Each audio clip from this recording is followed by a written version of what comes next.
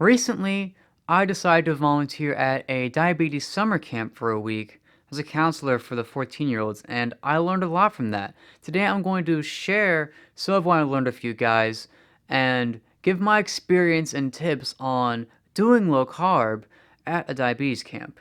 Because the thing with diabetes camp is that if you're in the US at least, it's most likely ran by the ADA. And the ADA, as you may know, tends to push high carb very fervently, tends to follow the typical dogma, tends to follow the typical high carb approach to diabetes. And since you're trying an approach that's different from that, it can actually be rather difficult to stay low carb at one of these camps, especially if you're a child, especially if you don't come prepared. So let me tell you what I did. Let me tell you what I've learned so that you can take your child or you can volunteer yourself for a diabetes camp and be an example to all the other girls and boys there. There are some good things, there are some bad things, but as far as low carb goes, not very good. First off, almost all of the meals were high carb. In fact, some of them were exclusively high carb. There were meals like pizza night, lasagna, quesadillas for lunch once, where there literally wasn't a low carb option on the menu aside from the salad bar, which is always there. Now, I don't know about you, but I can't sustain off of salads, especially when I'm being active at a camp. So I had to actually look at this menu ahead of time and plan my meals out and actually bring them with me in order to be able to eat food that sustains me and eat food that I can enjoy low carb while everyone else is enjoying lasagna or pizza or whatever. It's a real shame, unfortunately, they don't have a low carb option. They have a vegan option for every option, but not low carb. Very interesting. Another thing I learned is that their low is our normal and our high is their normal. As in, they typically, for all the kids at least, I was able to manage it my way, so I was lucky. But for the kids, they routinely corrected anything that was below 100. And by corrected, I don't mean just giving them a glucose tab or two, I mean giving them at least 15 to 20 grams of carbs, usually in a juice box or in a bag of crackers or something like that. They would do this always, at least if you're under 100, and sometimes even over depending on the activity. So if you're trying to keep your kid between 80 and 100, between 80 and 120, you're going to find some pushback from these doctors who are going to try to correct your child when they're at an actually normal blood sugar. It's pretty ridiculous, but also kind of understandable in that they are working out a lot, they are doing a lot of activity, and they can't drop in there. Very worried about that.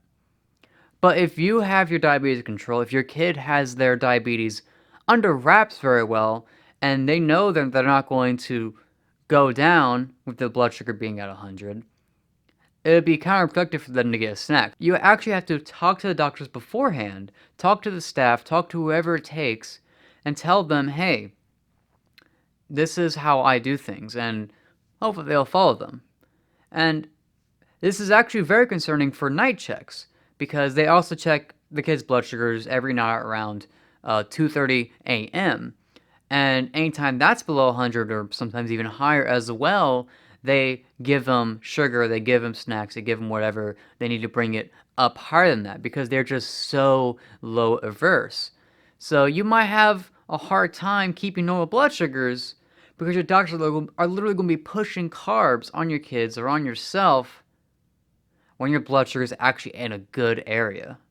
Which is pretty crazy to me. Same thing with high blood sugars, unfortunately. They don't seem to correct high blood sugars unless they're over 200 sometimes. Often they don't correct them at all unless it's close to a meal. I saw very few people giving corrections outside of meal times, and trust me, there are kids going up and down all day, every day. Now they'll check you for ketones if you're at 240, but for the most of it, they don't really care if your blood sugar is 180 or 150. They're not going to bother correcting it. So again, you'll have to go to your doctors, you'll have to go to whoever is managing your kids and tell them, hey, if the blood sugar is over 120 or over whatever your range is, correct it. And correct it by just a little bit if you have to, but correct it. Because you want to have those normal blood sugars. You don't want to be up in 180 just because the doctor thinks, oh, it's an okay blood sugar. It's not. It's not an okay blood sugar. I can't stress this enough, guys. You'll have to plan accordingly because if your child doesn't have the right food to eat there, he's probably going to end up eating high carb foods with friends. And honestly, he might anyways, because of the peer pressure, obviously. All the kids are going to be asking, why aren't you eating garlic bread with us, Justin? And fortunately, I prepared. I had brought meals with me, and I have enough resolve to keep eating low carb even if nobody else is. But you really have to make that judgment call to yourself to see if you or your child can do that. All of that said, there actually is a decent pro in that they do test blood sugar constantly, every few hours at the very least, and often more so. And they also test in the middle of the night. So you're going to be sure that no one's going to drop too low to have an issue, despite the fact that they overcorrect lows and undercorrect highs. Testing frequently really does enforce good habits. At the same time, they always bribe the kids with a snack every time they do these tests, which to me is absurd. Why would you bother testing them to see where they're at just to give them a snack, which by the way isn't a low carb snack, usually it's chips or crackers or whatever the case is. Once it was a Klondike bar. Why would you give them these high carb foods after testing them when they're just going to spike from that? It's ridiculous. Now the snacks do have low carb options, typically a cheese stick or a pepperoni stick. But another thing to keep in mind is that they don't really seem to know much about bolusing for protein. They don't understand the low carb approach at all. And so if you have your kid eating a cheese stick or eating a little meat stick, they might need to bolus a little bit for that to take care of the protein, but they're not going to know anything about that. So you need to go in ahead of time and explain the situation. And also, with that in mind, you'll have to probably bring your own R insulin. They have all sorts of insulins available there. They have Tresiba, Humalog, Novolog, whatever. But when I went, I had to actually bring my own vial of R because I didn't have it. Just too old school. So, again, prepare. Bring that R with you. Tell a doctor beforehand that, hey, she needs to bolus for protein, this is her ratios, and so on. Because otherwise, they will have no idea to even think about that. Because to them, any sort of zero-carb food is automatically a free food, and that doesn't need a bolus. Now, you might be watching all this and thinking, holy crap, it's going to be hard to keep me or to keep my kid eating low-carb and having normal blood sugars at this camp. And unfortunately, you'd be right. It is pretty difficult. It's possible. It's possible if you have enough resolve, if you prepare, if you do everything it takes to make sure that you or your kid is eating low-carb and has everything they need to do so. It's possible, but it is pretty difficult. But even with that in mind, and honestly, I hesitated to say this because I'm all about keeping normal blood sugar as much as possible, but even with that in mind, I still think it's worth it. Why? Well, here's the big pro. The big pro is that diabetes camp is an amazing experience, especially for the kids, because they finally get to meet other diabetics. They finally get to connect with other kids who actually understand what they're going through, who have experienced type 1, who have experienced the highs and the lows, and all the other parts of diabetes that no one else understands. And if your kid goes yearly, regularly, then those connections, those friendships are going to last a lifetime. It's huge. It's hard to put into words how great it is to know the people that really, truly get it. And yeah, it might be the case that your kid ends up not listening to what you say, or the doctors might not listen to what you say, and they'll end up dealing with high blood sugars frequently throughout the camp anyways. But that said, it is just a week, and as much as it's not ideal, I wish it was different, but I still think it's worth taking them to. To sum things up, you need to prepare. Look at the menu beforehand, ask them for it, and prep all the meals your kid will need. Now, for at least half of the meals, I was able to eat something without having to go into my food prep. But for every other time, I did need to prep my own meal because I just didn't want to eat a salad, right?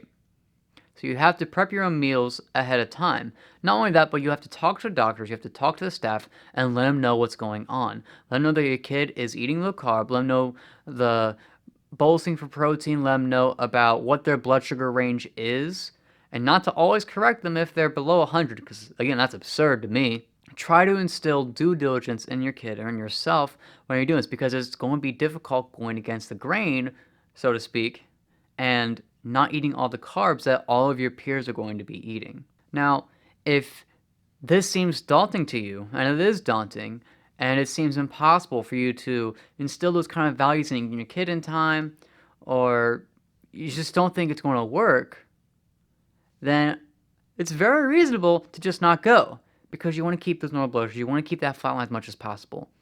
But again, I think it is actually worth it. Again, it's just a week.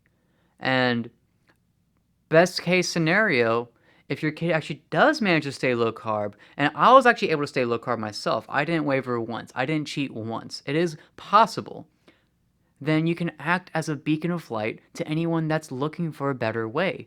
You can be the example for all the kids around you, for the counselors, for the doctors, for everyone to show that it can be done, that lower blood sugars are possible, and this is the way to do it. So keep that in mind. Keep in mind you need to prep, you need to ask ahead of time, you need to talk to everyone, and you need to instill those values in you. And even if it's not perfect, even if you end up having a rough week of blood sugars because of the way they treat it, it's still 100% worth it. Now, ideally, there would be a diabetes camp full of diabetic children that are doing low carb, full of doctors that know how to manage low carb and do it right, and full of a general environment that not only respects, but advocates a low carb approach for diabetes. That would be ideal. Unfortunately, that doesn't exist yet. Maybe it's something we should work on, but for now, we have to deal with this high carb stuff. For now, we have to prepare. For now, we have to do our due diligence before going to a summer camp for a whole week in order to have normal blood sugars. That's all I have for now. Be sure to keep taking that type 1 and definitely consider taking your kid to a camp. They're an amazing experience, even if they might not be the best for your blood sugars.